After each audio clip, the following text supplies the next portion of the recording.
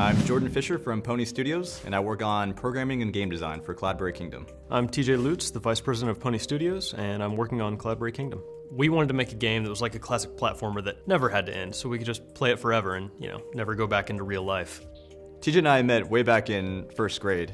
He was sort of a big jock at the time, and I was already a computer geek, but we had this common ground where we would play video games together all the time. Ever since I met Jordan, we've been coming up with silly ideas for games. We never really finished any, so that'll be what CloudBerry Kingdom's for, our first actual complete title. CloudBerry started one summer when Jordan came back to town. I was still in Wichita at the time, and he wanted to show me the concept he had for a game. I was working on my PhD in math. The idea for CloudBerry actually came from a math problem. How do you make random levels? How do you teach a computer to design these levels? He showed me this little concept that he'd put together, and I absolutely loved it. The art was all done by Jordan, and he can't draw, so we had a stick man, but the gameplay was fantastic. Really from that moment on, I knew that we had something, and we had to make something out of it. At that point, I ended up dropping out of grad school. I moved back to Kansas, into my mom's basement. TJ moved in as well. It was kind of awkward. And we started working on really polishing up this demo, getting it ready for a competition that Microsoft was holding called Dream Build Play.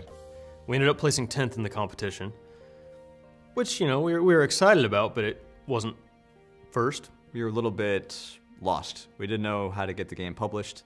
We didn't know where to take it. So we really just ended up shelving it for about a year. Jordan went off to complete his degree. I went off to get more money because we ran out on the first try. I finished my PhD and I got a job out in New York, but it really just wasn't what I wanted to do with my life. And the sort of turning point was one day when I just told him I was quitting and really just started working full-time on CloudBerry. So I immediately started persuading TJ that he needed to quit his job too and move out to New York City. When Jordan first gave me the phone call that he had, quit his job and he's wanting to finish CloudBerry, I was a little concerned, I guess is the best way to put it. So it took a couple months of convincing, but I finally got him to sell everything and put all of his money into the company. At this point, we'd been working on the game for almost 3 years, but we decided to draw it out a little bit more and redo everything. The mechanics of the game were just gorgeous, but when it came to the art and the overall packaging, it wasn't ready. So we ended up turning to Kickstarter. We got a lot of positive feedback. A lot of people seemed to really enjoy the game. So we brought on a really amazing art studio, Tiger Hair Studios. That's when our support really exploded for CloudBerry. And we took the game out to E3 once we were happy with it, and Ubisoft saw it and was really excited about it. We partnered up, and they've been helping us get distribution deals and all sorts of stuff ever since. Ubisoft has been really accommodating in terms of letting us stay indie and have complete control over our IP and game design, while at the same time really helping us focus on marketing and distribution and all those things that as indies we just don't have the expertise and manpower to take care of on our own. When I started working full-time on CloudBerry, I knew I needed a lot of help. We met Michael, who's our biz guy, and he really just started trailblazing for us. Me and my friends used to daydream about making games and testing games. So when I met Jordan and the opportunity arose, I jumped on it. There have been 2 programmers working on the project, me and Oleg Kozhushnyan. We can't actually say his name, but it's something Russian.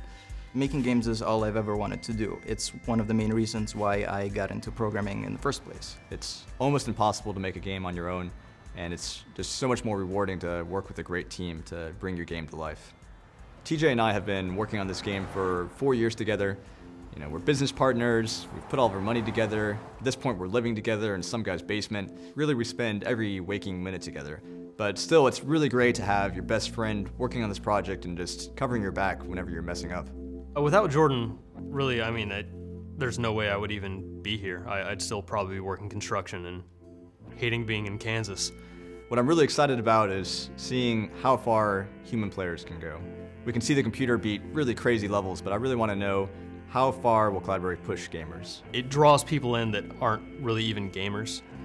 There's some sort of hypnotic quality to it, and people just kind of gravitate towards it, and it's really exciting for me to see. I would make a game again in a heartbeat. It has been the most fulfilling thing I've done with my life so far. CloudBerry Kingdom will finally be available in spring 2013. On Xbox 360, PlayStation 3, Wii U, PlayStation Vita, and Steam.